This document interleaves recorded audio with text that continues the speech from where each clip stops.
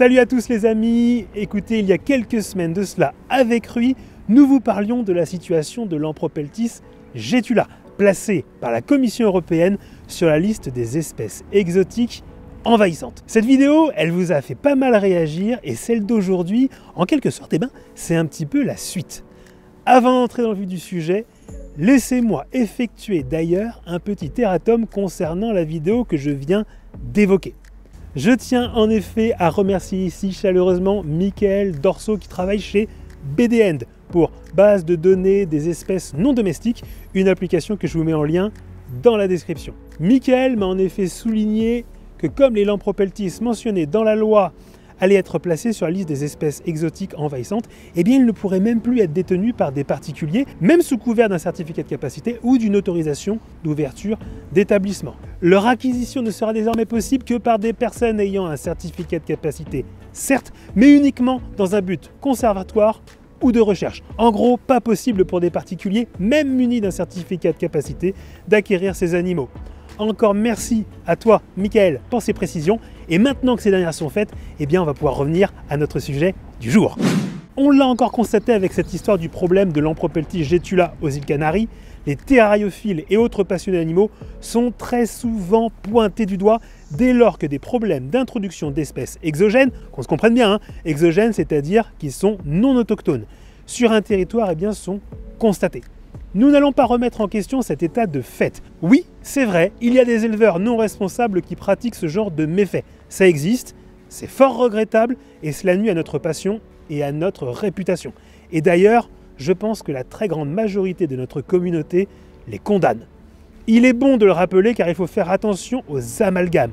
De même que l'on ne peut pas condamner tous les possesseurs de chiens pour la minorité abjecte qui les abandonne au moment de partir en vacances, on ne peut pas condamner non plus tous les terrariophiles sous prétexte que certains se comportent mal. De plus, il est bon, et ce sera un petit peu ce que nous allons tenter de démontrer dans cette vidéo, de rappeler que les introductions d'espèces exogènes, c'est un phénomène en fait qui arrive chaque jour et qu'elles ne sont pas uniquement dues aux éleveurs particuliers d'animaux qui les relâchent dans la nature, bien loin de là. Des tas d'animaux sont introduits chaque année dans des biotopes qui ne sont originellement pas les leurs par les biais du transport de marchandises, de la nourriture ou encore des matériaux, que ce soit par la mer, par les routes, par les airs.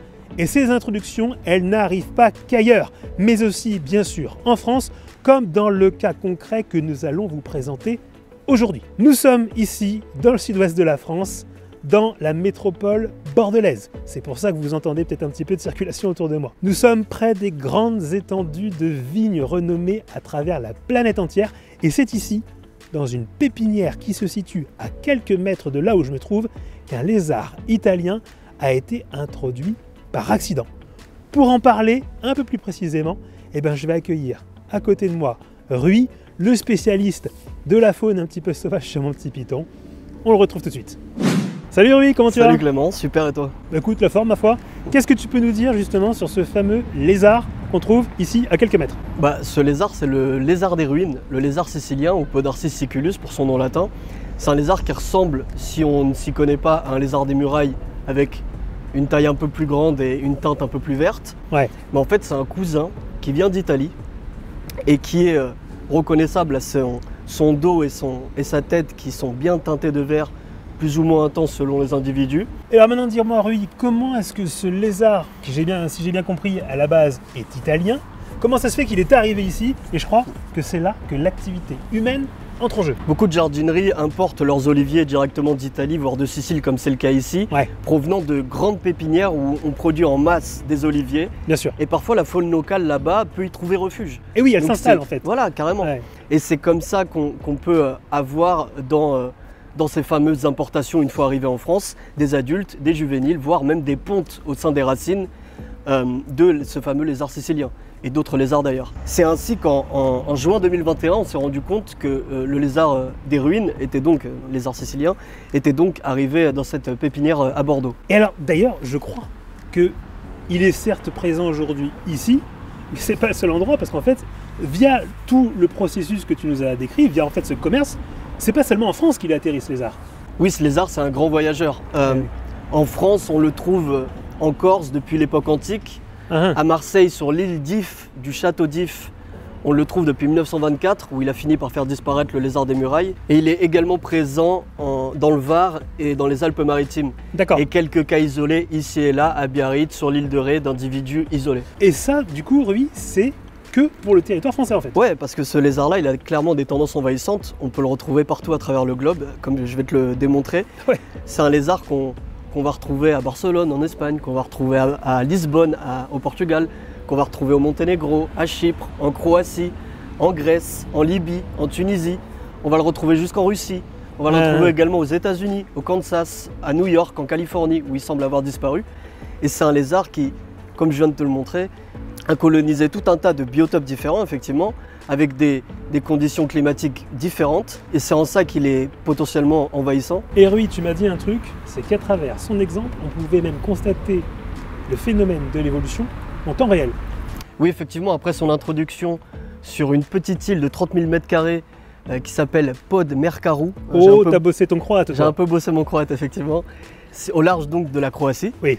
Par des scientifiques qui étaient désireux de connaître la concurrence que cela engendrerait d'introduire une espèce très proche sur une autre île où elle n'était pas encore présente, mais où était présent le Podarcis mellicellensis, un de ses cousins proches. Sauf que l'étude n'a pas pu continuer parce qu'on était en pleine guerre du Kosovo, du coup les scientifiques ne pouvaient plus se rendre sur cette île. Voici une carte de l'Europe où l'on voit la région des Balkans et les 7 États issus de l'éclatement de la fédération yougoslave en 1992.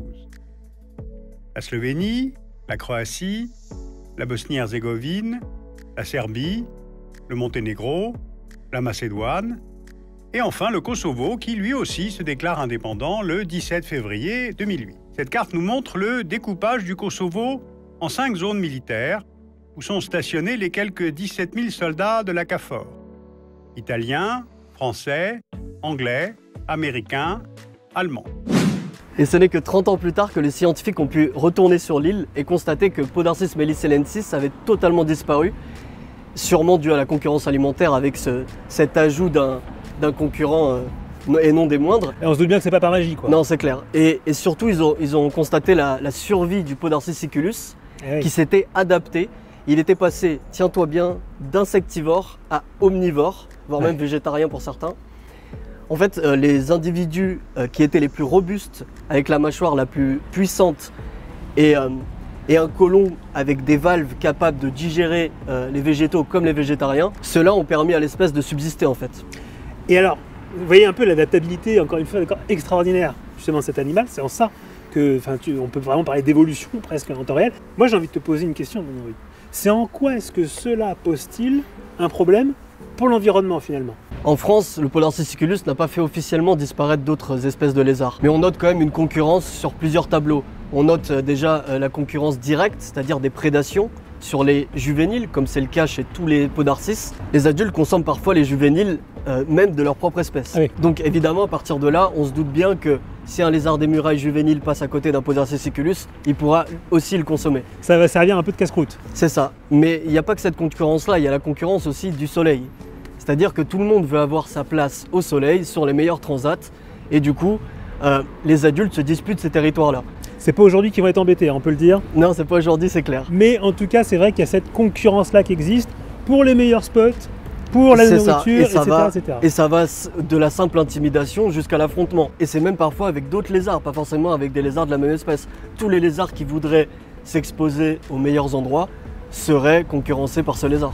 Vous avez bien compris, d'accord? Plus gros, plus imposant, donc eh bien justement, il prend les meilleures places. C'est finalement un peu la loi de la jungle, d'accord, qui est là. Et voilà, ce lézard-là, Podarcis siculus, est un spécialiste du genre. Et d'ailleurs, ce phénomène de concurrence, oui, on peut dire une chose, c'est que sur les images que vous voyez qui incorporent un petit peu cette vidéo, d'accord, qu'on a filmé à l'intérieur de l'animalerie en question, eh bien on l'a observé. C'est-à-dire que les meilleurs endroits pour l'insolation, etc., eh bien en fait étaient tous squattés, j'ai envie de dire, quasiment par des Podarcis siculus. Et les lézards des murailles qui se trouvent aussi, justement, naturellement, à l'intérieur de cette pépinière, se retrouvaient dans des endroits complètement différents. D'accord ? Nous, on l'a constaté. On ne peut pas dire qu'on ait constaté de prédation, dans ce qui nous concerne. Par contre, cette concurrence, j'ai envie de dire, au niveau des différents spots, ça oui, très clairement. Oui, clairement, on a bien vu qu'il y avait deux zones distinctes. Il y a une zone qui est très ensoleillée sur ces fameux rochers. Hyper favorable, en fait. Où on voit que le Podarcis siculus. Là, juste là, t'en as un autre. un peu plus jeune cette fois, plus petit gabarit, bien marqué avec une belle ligne dorsale sur le dos. Super joli. Donc là, juste maintenant, on vient d'en trouver un qui est juste posé ici, tranquillement.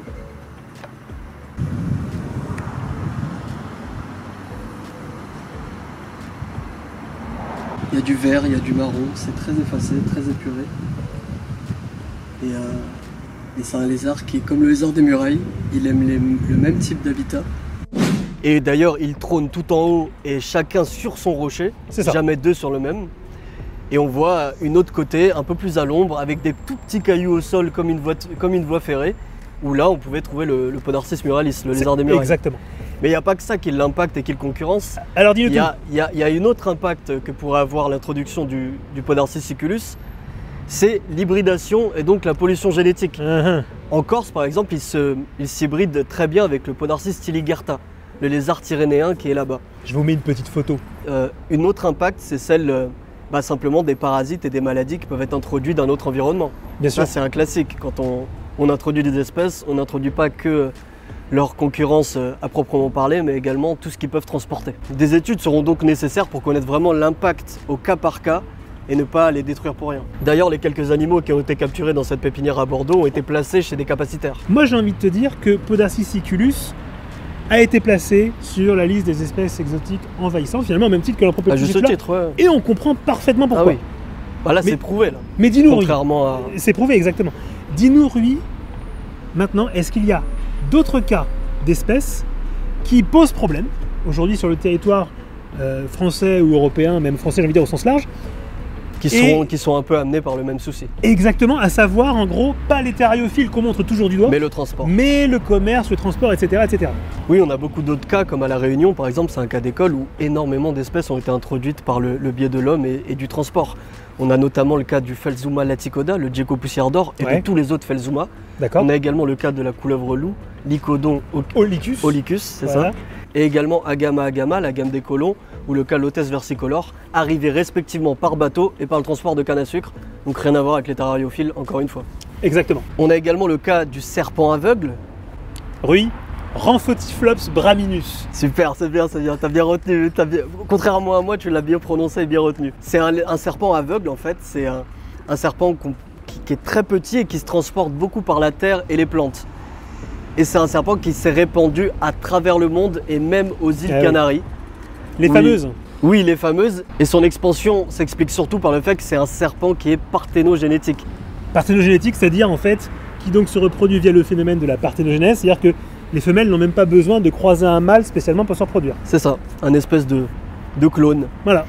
Et je crois qu'il existe même encore un troisième exemple un peu similaire. Ouais, mais cette fois en amphibien, c'est le Bombina bombina, le sonneur à ventre de feu, à ne pas confondre avec notre Bombina national qui est le Bombina variegata, le sonneur à ventre jaune. Cette espèce Bombina bombina a été introduite en Moselle par le biais de la pisciculture. Elle pourrait poser problème si jamais elle rentrait en contact avec notre espèce à nous, parce qu'elles sont très proches et pourraient se reproduire et s'hybrider, et on pourrait alors constater un phénomène d'introgression génétique. Hop là. Introgression génétique, va falloir que tu nous en dises plus parce que je suis sûr que t'en perds certains. Il n'y a pas de problème, on va sortir les rames. Le terme introgression génétique désigne le transfert de gènes d'une espèce vers le pool génétique d'une autre espèce. D'accord. En quelque sorte de la pollution génétique. C'est pire que l'hybridation qui, elle, présente juste un mélange de gènes plutôt homogènes, alors que l'introgression génétique présente un complexe de gènes parentaux. Et donc, encore une fois, une pollution génétique qui pourrait à terme faire éteindre une espèce. D'accord. Les amis, il nous reste un dernier point capital à aborder avant de refermer ce dossier sur Podarcis siculus et l'Ampropeltis californiae. Comment expliquer ce 2 poids 2 mesures en ce qui concerne leur médiatisation et la force de la réaction des pouvoirs publics au sujet de chacun? Résumons. Concernant l'Ampropeltis californiae, nous avons un serpent qui cause des problèmes sur une zone géographique bien définie, les îles Canaries en l'occurrence, et qui semble assez peu en mesure de coloniser l'Europe, tout du moins pour l'instant. Son interdiction, et vous l'avez suivi d'accord dans notre vidéo précédente, a pourtant été prononcée sur l'ensemble du territoire européen pour tous les particuliers et sur des espèces bien plus nombreuses que la seule concernée véritablement par le problème aux îles Canaries. On a même été jusqu'à nier les dernières avancées scientifiques basées notamment sur des tests ADN afin d'agrandir la liste le plus possible. Cette classification, celle de Pyron et Burbank, a pourtant été reconnue par The Reptile Database et semblait faire l'unanimité. La Commission européenne a préféré se baser sur celle de Carl von Linné datant de 1766. Concernant Podarcis siculus maintenant, la donne est quand même bien différente. Lui aussi est sur la liste des espèces exotiques envahissantes, certes, et c'est justifié comme on a pu le dire dans la vidéo. Il semble même potentiellement capable de s'implanter dans plus d'endroits et de façon plus durable encore, comme il l'a déjà prouvé en Croatie, d'après ce que vous a dit Rui. De plus, son adaptabilité, et notamment en termes de régime alimentaire, est assez hors du commun. Pourtant, force est de constater qu'aujourd'hui, rien n'est fait pour empêcher son transport vers de nouveaux biotopes. Et on prend le cas ici de Podarcis siculus, car nous l'avons sous les yeux, j'ai envie de dire, pour en faire la démonstration évidente, mais beaucoup d'autres espèces sont concernées et parfois ne sont même pas sur la liste des espèces exotiques envahissantes. La question, vous l'aurez compris, c'est pourquoi agit-on avec autant de fermeté dans un cas et tant de souplesse dans l'autre? Et comme souvent, quand on est face à ce genre de dilemme, il faut penser à argent. C'est là encore que semble être la clé finalement du problème qui nous concerne ici. Des histoires de gros sous qui semblent ici prendre le dessus sur les notions d'écologie et de respect de la biodiversité. En effet, vouloir agir contre le fait que Podarcis siculus se répande dans l'Europe vient aller contre les articles du traité du fonctionnement de l'Union européenne qui fait la part belle au libre-échange dans l'Union européenne. Aucune restriction, je dis bien aucune, ne peut être envisagée dans cette Europe qui est très libérale. Par conséquent, vous l'aurez peut-être compris, rien ne peut contrarier le transport des oliviers chargés des fameuses pontes, voire même des individus en tant que tels de Podarcis siculus. Par contre, lorsqu'il s'agit de venir taper sur les doigts de quelques particuliers qui sont bien fautifs, là, on le fait sans vergogne et à grand renfort de communication. C'est exactement ce qui s'est passé avec le cas de l'Ampropeltis californiae. On pourra aussi se poser une des questions d'ailleurs à propos de certains acteurs, tels que par exemple l'UICN et consorts qui œuvrent pour la mise en place de telles décisions. On notera aisément qu'eux aussi condamnent les comportements des particuliers, mais pas l'influence pourtant bien plus grande du grand commerce international, et notamment au sein de l'Union européenne. Là aussi, il y a ce deux poids deux mesures dans l'indignation, et cette dernière serait-elle due à une volonté de ne pas cracher dans la main qui sert généreusement la soupe, vous m'aurez bien compris, les subventions. Lorsque l'on regarde les financements de ces associations, on constate que l'Union européenne et la Commission européenne se montrent en effet très généreuses à leur égard, comme à travers par exemple les programmes BEST et beaucoup d'autres encore. Est-ce là finalement la justification du fait que ce genre de structure censée s'occuper uniquement de biodiversité soit plus encline à taper sur des cibles faciles plutôt qu'à dénoncer les non-sens des décisions de leurs financeurs directs? Il va sans dire que tant que nous resterons avec de telles idéologies et de tels non-dits chez les décisionnaires, l'avenir de Podarcis siculus, chez nous, s'annonce radieux, aux grandes dames de notre lézard des murailles par exemple. Il est temps désormais pour moi de vous remercier d'avoir écouté cette vidéo jusqu'à la fin, d'avoir été attentif. Je me dépêche de rentrer à la maison parce que croyez-moi, ça caille un petit peu. Donc merci à tous de votre attention, merci à tous pour votre soutien et je vous dis à la prochaine, à très bientôt. Ciao à tous, bye bye.